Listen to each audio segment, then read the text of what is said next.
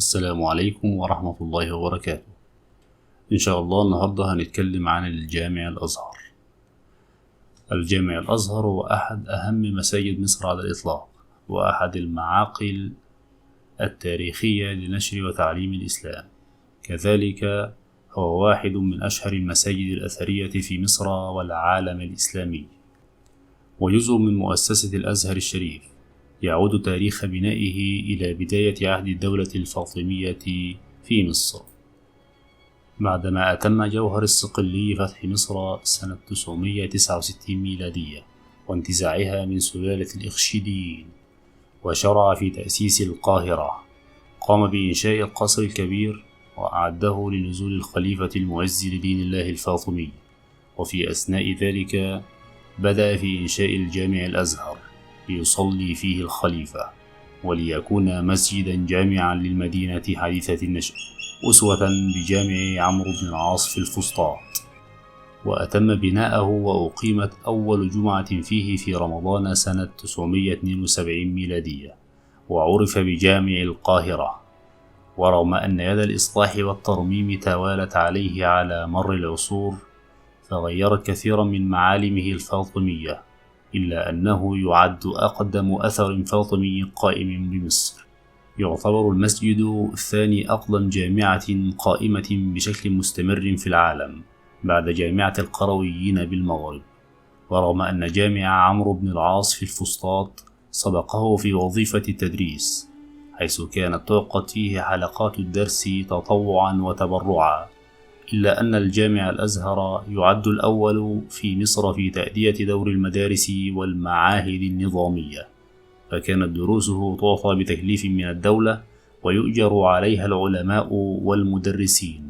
أعد الفاطميين الأزهر وقتها ليكون معهدا تعليميا لتعليم المذهب الشيعي ونشره، إلا أن ذلك سقط على يد صلاح الدين الأيوبي بعد سقوط الدولة الفاطمية، الذي كان يهدف من وراء ذلك إلى محاربة المذهب الشيعي ومؤازرة المذهب السني، فأبطلت الخطبة فيه وظلت معطلة 100 عام، إلى أن أعيدت في عهد السلطان المملوكي الظاهر بيبرس البندقداري.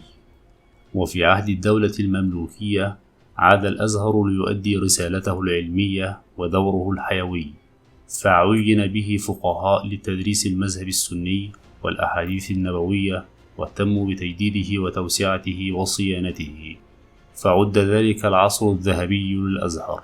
كما أظهر الحكام والأعيان في العصور التالية اهتماما ملحوظا بترميمه وصيانته، وأوقفت عليه أوقافا كثيرة. في عهد الملك فؤاد الأول أنشئت كليات أصول الدين والشريعة واللغة العربية، ثم أصبح الأزهر رسميا جامعة مستقلة في عام 1961.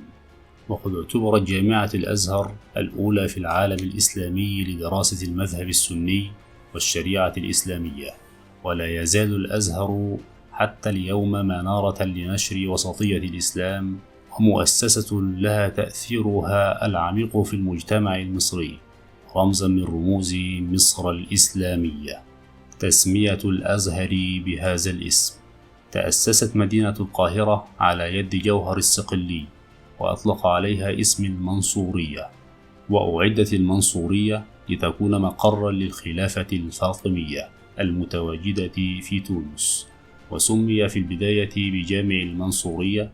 ومع دخول الخليفة المعز لدين الله الفاطمي مصر قام بتسمية المدينة بالقاهرة، وهكذا أصبح اسم المسجد جامع القاهرة.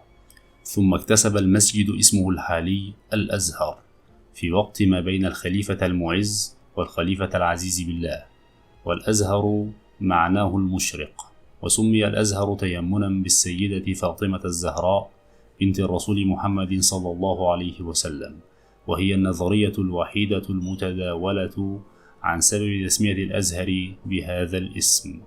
عمارة الأزهر: الهندسة المعمارية للأزهر ترتبط ارتباطا وثيقا بتاريخ القاهرة، واستخدمت فيها مواد مأخوذة من فترات متعددة من التاريخ المصري، والتي استفادت من أسلوب العمارة الفاطمي في إفريقيا، ثم حصل المسجد على إضافات وتوسعات بواسطة الحكام الذين تعاقبوا على مصر، فتأثرت عمارة المسجد بأساليب معمارية عدة من داخل وخارج مصر على حد سواء. مزجت هذه التأثيرات معا وظهرت معها أساليب معمارية جديدة كانت مصدر إلهام فيما بعد، مثل القباب التي بنيت خلال الفترة العثمانية والمآذن الشامخة التي بناها المماليك. بني المسجد في البداية على شكل قاعة للصلاة مع 5 ممرات وفناء مركزي متواضع، ومنذ ذلك الحين وسع المسجد عدة مرات مع منشآت إضافية محيطة بالمبنى الأصلي، فأضيفت العديد من المآذن من قبل المماليك، وأضيفت البوابات أثناء الحكم العثماني، واستبدل المحراب بمحراب جديد.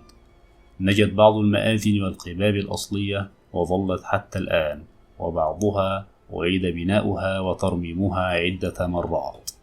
عند صك العملة المصرية وضعت صور للأزهر الشريف على بعض العملات في فترات متفاوتة من التاريخ، اعترافا من الدولة بالقيمة التاريخية والحضارية للجامع الأزهر.